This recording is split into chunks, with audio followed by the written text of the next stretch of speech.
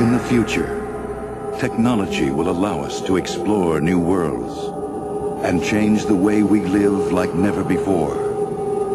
But there is one thing that will never change: who we are.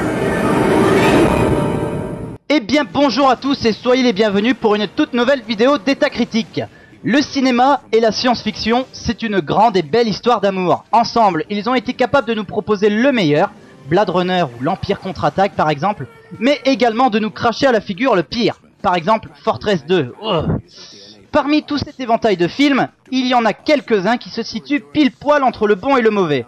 C'est-à-dire qu'une part de nous constate dans ces films des qualités indéniables, mais une autre part est d'accord pour dire qu'ils possèdent des défauts indéfendables.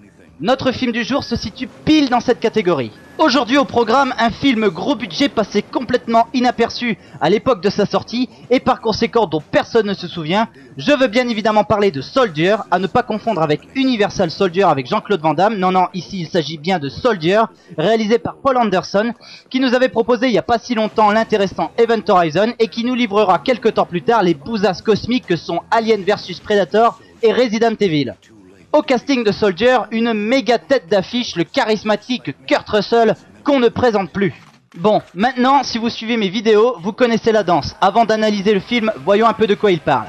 Soldier nous propose de suivre un homme, Todd, joué donc par Kurt Russell, directement intégré à une unité militaire dès sa naissance.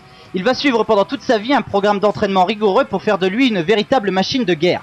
Sauf qu'à l'âge de 38 ans, son unité va être remplacée par de nouveaux soldats beaucoup plus performants, créé directement par la science génétique. Todd va donc devenir obsolète et après avoir été blessé dans un combat, va être jeté comme une ordure sur une planète qui fait office de poubelle.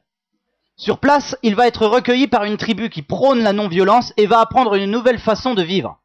Jusqu'au jour où les super soldats vont débarquer sur la planète poubelle pour faire un grand nettoyage.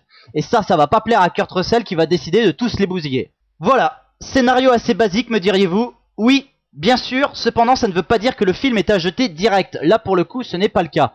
Ce qu'il faut savoir à propos de Soldier, c'est qu'à la base il a été écrit pour être une sorte de spin-off suite au film Blade Runner. Le film possède d'ailleurs quelques petites références au chef-d'œuvre de Ridley Scott, notamment la présence d'un vaisseau issu de ce dernier à l'état d'épave sur la planète poubelle de Soldier. Finalement le long métrage n'a jamais été vendu comme étant en lien direct avec Blade Runner, mais officieusement, d'après son scénariste qui a écrit les deux scripts des deux films, Soldier est un spin-off suite de Blade Runner. Moi personnellement, je préfère me dire que les deux films ne sont pas liés l'un à l'autre pour pouvoir mieux apprécier chacun des deux films et éviter de faire des amalgames qui pourraient tirer vers le bas mon point de vue sur Soldier. À la tête de cette entreprise, Paul Anderson. Dieu sait que je déteste ce réalisateur, notamment parce qu'il a détruit deux franchises qu'il n'avait pas le droit de détruire.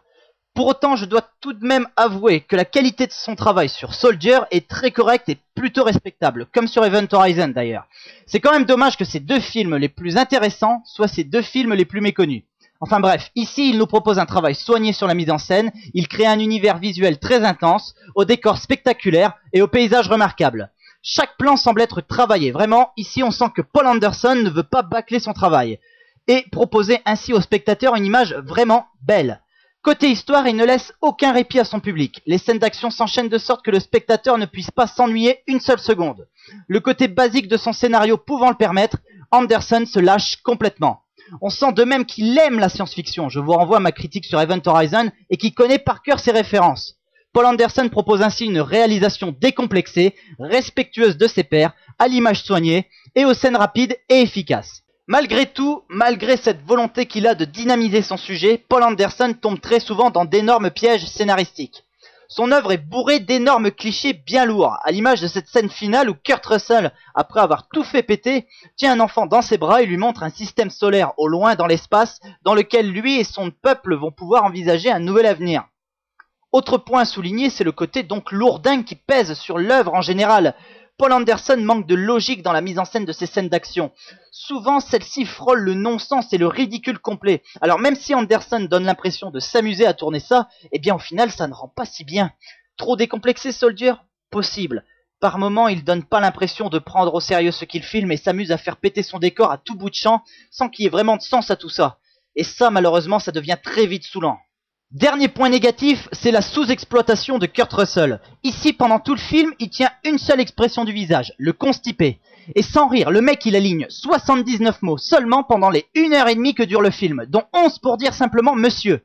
Tu te dis, c'est pas possible. Bon, c'est vrai, par exemple, Arnold Schwarzenegger n'alignait pas non plus beaucoup de mots dans le premier Terminator, et finalement ça ne lui a jamais été reproché. Simplement, l'énorme différence, c'est que le potentiel du personnage n'est pas le même. Le Terminator est exploité à sa juste valeur dans le film de James Cameron, alors qu'ici, on sent vraiment que Kurt Russell est juste là pour faire beau. C'est con parce que son personnage prêtait justement à ce qu'on lui apporte un charisme phénoménal. Simplement, c'était obligatoire que ça passe au moins par des échanges de dialogue avec les autres personnages. Comme Kurt Russell est muet pendant tout le film et qu'il ne fait que tout casser et arborer 2-3 expressions du visage, et là on peut dire qu'il y a vraiment un énorme manque. Avant de conclure, il faut savoir que Soldier, dans la version qu'on lui connaît, a subi quelques problèmes en post-production. Et certaines scènes comme celle d'un combat dans l'espace visible dans la bande-annonce ne figurent pas dans le Final Cut. Maintenant, difficile de savoir si ces scènes auraient apporté un réel plus à ce film.